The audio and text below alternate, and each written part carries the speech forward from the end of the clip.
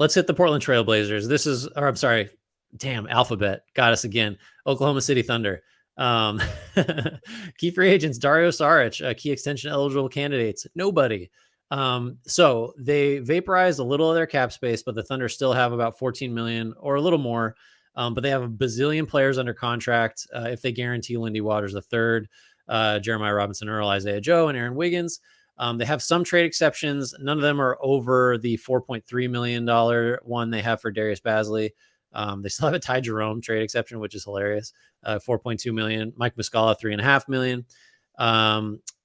So the Thunder, again, have a bloated roster as it is. So when you're starting to talk about needs, it's kind of like, well, who's going if you're going to bring in talent to fill these needs? What do you see?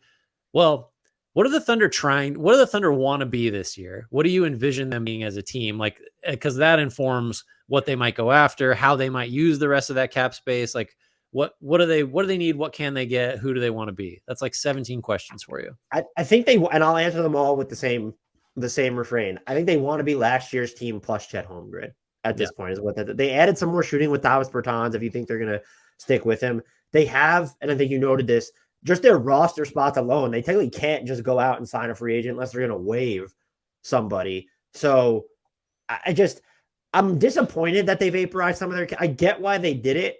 I mean, to move up 2 spots, though, I'm surprised it did cost that much. I'm not going to question Sam Presti, and Cason Wallace is certainly intriguing, but that was, it's $22 million guaranteed for Bertans when you factor in that $5 million partial guarantee. That's a lot to move up 2 spots.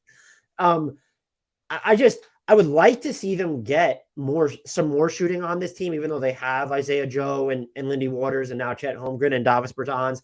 I would like to see them get, they were 28th in defensive rebounding rate last year. Chet Holmgren will help that some, but can they get another bigger body to play next to him who, even if they're not going to grab a ton of rebounds, maybe will just be an aggressive, like, box out guy?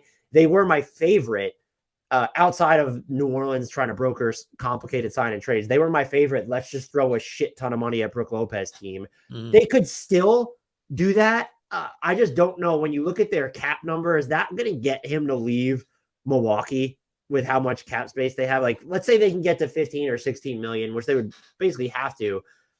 2 years, 32 million. That just feels like it probably needs to be like between 17 and 22, which they could get to if they wanted to. They're not the team that's going to do that. And I want to make that clear. That's okay. Yeah. The Thunder and Thunder fans are always in our YouTube mentions. They've always saying this to me whenever I write something at Bleacher Report. Like, that's not what they're going to do. And I go, I present it with the caveat, I know, but they're good enough to start thinking about it. Mm-hmm. And so, like, do you have my whole thought process here is I don't even expect them at this point to just go out there and sign a free agent who they envision being a part of their top 8 rotation. Yeah, probably not unless they really luck out and somehow Grant Williams comes for less than it comes for the amount of cap space they have. Seems unlikely. Although, what do you think? I was about to say, I'm starting to think I'm wrong about Grant Williams because every time we're not going to talk about the Kings today, but they cleared 30 some odd million in cap space with some draft night moves, and it's kind of like, well, if they're not going to go sign Draymond Green, which I don't think they will. Like, Grant Williams makes a lot of sense. What's it going to take? Like, I think Porzingis getting to Boston, now we're just talking about everything but the Thunder, but we'll circle back eventually. I think Porzingis getting to Boston means Grant Williams is less likely to be back. I think, but at the same time, I just feel like he can fit anywhere, because if you need him to guard 5s, he can guard 5s. If you need him to space as a 4, he can do that. He can switch a little. Like, he's someone I could totally see justifiably getting 17, 18 million. Like, 20 feels really scary. I don't think he would be worth that, but anything from, I think to circle back, the 14 million that the Thunder could give him feels like that might just get matched by Boston, if only, again, we've talked about it from like an asset preservation standpoint. So that's a good point. It's right on the borderline. I think Lopez is for sure priced out.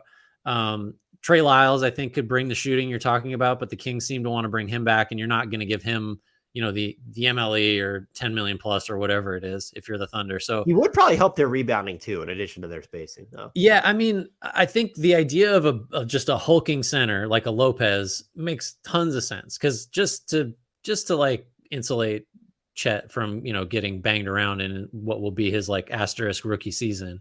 I think that's the idea.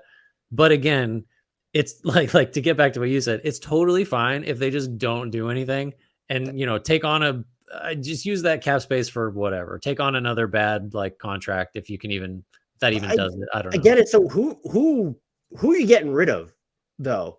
Like you're just looking at, I think we're at 16 players, right? When you factor in, if they pick up Lindy Waters' team option, guarantee Aaron Wiggins, Isaiah Joe, and Jeremiah Robinson-Earl, they're at 16 players. And it's just like who are you? So you have to get rid of 2. They even miscount here. I mean, Saric maybe is just because he's a free agent. He doesn't count, but you're probably not bringing him back. I'm not even counting him. So yeah, they have 16. So you need to get rid of 2 players, and it's just like I guess it would be. I can see that. I just want to tell you, whoever we mention, it's going to piss people off because there's like 7 or 8 guys that are all roughly equal value wise and slightly different. That people are, oh, he can't be that. You can't get rid of that one. I think because you have Isaiah Joe, it could be Lindy Waters, and maybe you find a trade destination with compensation for like a Trey Mann or an Aaron Wiggins would be my guess. Yeah. But look, we mentioned Grant Williams. I think he doesn't help their rebounding because he's so tiny. But like you said, defensively he could fit, and they need reliable shooting. If they were to take on players via trade, I think my 2 favorites would be if Brooklyn's looking to get off Joe Harris, and you think you could rehab his value. But the other one, and I'm wondering just Toronto, if they're focused on talent retention, Chris Boucher would be like a really good fit on this team. Maybe you want someone who's a little bit bigger, but he would help you rebounding, give you some more shot blocking, and theoretically can space the floor as well. Yeah. Also, I mean, we've talked about him already, but Zeke Naji could be someone that if Denver is trying to trim some salary and they don't envision him playing, this is just take him into cap space and cut somebody that you don't value as much as him if you're the Thunder. Have that kind of flexibility too. Yeah, that's a great point as well. I don't have anything else to say to them because I don't think they're going to have. Chet Holmgren's just like, that's a huge addition. If he is 75% of the player you think that he is, this team is just like, we could maybe stop talking about the play-in, and it's, are they going to be like better than the full strength Pelicans? Like they are getting to that point where we need to have those conversations. My 2 biggest, this is only because we have so many minutes left on them, and we don't need to comment further. I'm obviously watching for Chet Holmgren. I'm very curious to see what type of role Case and Wallace gets in year 1. Yeah, just we haven't even talked Dort, Josh Giddey, and Shea Gilgeous-Alexander there already. Yeah, I think. Well, who's their best 5? It's Shea, Dort, Giddey, Williams, and Holmgren. Like in your is that like jumping the gun on Holmgren? Will it be other Jalen Williams maybe this year? Like no, it should be Holmgren. Okay, then is it Poku? Everybody loves Poku. Yeah, I don't know. Wallace is really interesting. I think the theory of him makes a lot of sense next to SGA, but like if he's out there with Dort, man, that gets pretty scary defensively. But I'm not sure what you're doing scoring wise. Especially if I don't know. They got a lot of. I really like this team. My favorite thing about the Thunder and any team in this situation is everybody that matters is either very likely to sustain their level of production or get better.